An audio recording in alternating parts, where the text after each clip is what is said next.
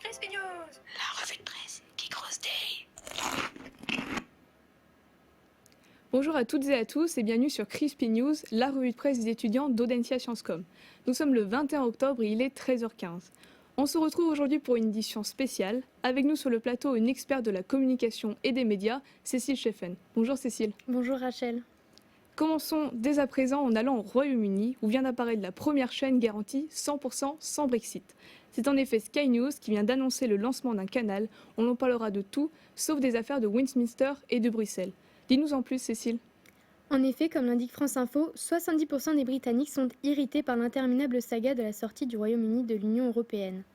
Face à cette frustration, Sky News a donc lancé mercredi 16 octobre une nouvelle chaîne d'information qui va couvrir toutes les actualités, sauf celle du Brexit. Comme le précise Le Monde, la chaîne s'appellera Sky News Brexit Free et sera diffusée en direct du lundi au vendredi de 17 à 22 heures. Comme l'affirme John Riley, le patron de Sky News, au journal Bloomberg, le Brexit étouffe dans un sens les autres nouvelles. L'idée est de donner aux téléspectateurs une pause dans ces débats. En effet, selon un sondage du Monde, près de 60% des Britanniques interrogés déclarent que ces informations sur le Brexit ont un effet négatif sur leur humeur. Cette formule pourrait donc bien séduire la population britannique, surtout dans ces temps de tension entre Westminster et Bruxelles. Merci Cécile. Traversons maintenant l'Atlantique pour se rendre en France. À tous les amateurs de séries, c'est l'une des annonces de ce mois d'octobre. Canal+ et Netflix réalisent un partenariat. En effet, au terme d'une campagne de communication réalisée en 3 temps par l'agence BETC, avec notamment Cadmerade, et depuis le 15 octobre, la plateforme de streaming vidéo est intégrée au pack ciné-série de la chaîne cryptée. Mais que se passe-t-il précisément dans cette campagne, Cécile ? Dans cette campagne, BETC a eu l'idée de biper chaque fois que Netflix est évoqué, donc, et de parler de Netflix sans citer Netflix. Dans une première pub, c'est Cadmerade, égérie de cette saga, qui se retrouve à parler de Netflix lors d'un improbable tournage de pub.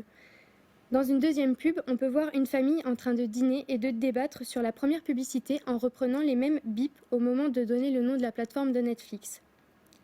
Enfin, dans une dernière pub, Canal+ révèle au grand public l'arrivée de Netflix dans ses offres.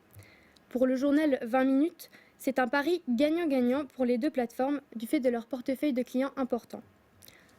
Le journal nous indique ainsi que Netflix compte 6 millions d'abonnés en France, tandis que le pack Canal+ ciné-série en compte 2 millions. 1 million de clients français sont déjà abonnés à Canal+ et Netflix en parallèle.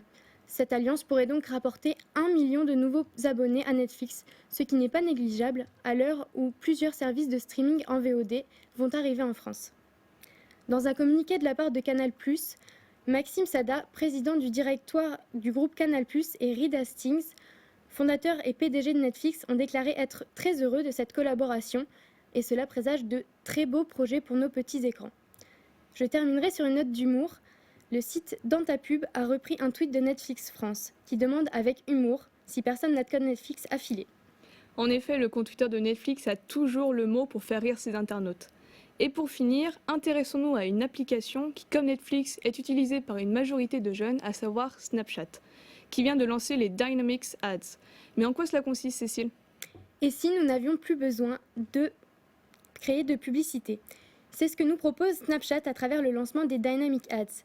Cette nouvelle offre permet de créer automatiquement et en temps réel des publicités sur la base d'un catalogue produit. Un gain de temps conséquent pour les annonceurs d'après la réclame. Mais ça ne s'arrête pas là, puisque les publicités dynamiques permettent également de cibler une audience précise en fonction des centres d'intérêt. Elles présentent d'ores et déjà de très bons résultats aux États-Unis et devraient être développées dans d'autres pays dans les mois à venir. Snapchat représente un enjeu de taille pour les marques puisqu'il s'agit du réseau social favori des jeunes. Merci Cécile pour ces informations éclairantes. C'est maintenant la fin de notre édition spéciale consacrée à la communication et aux médias. Je vous donne rendez-vous la semaine prochaine pour une nouvelle émission de Crispy News.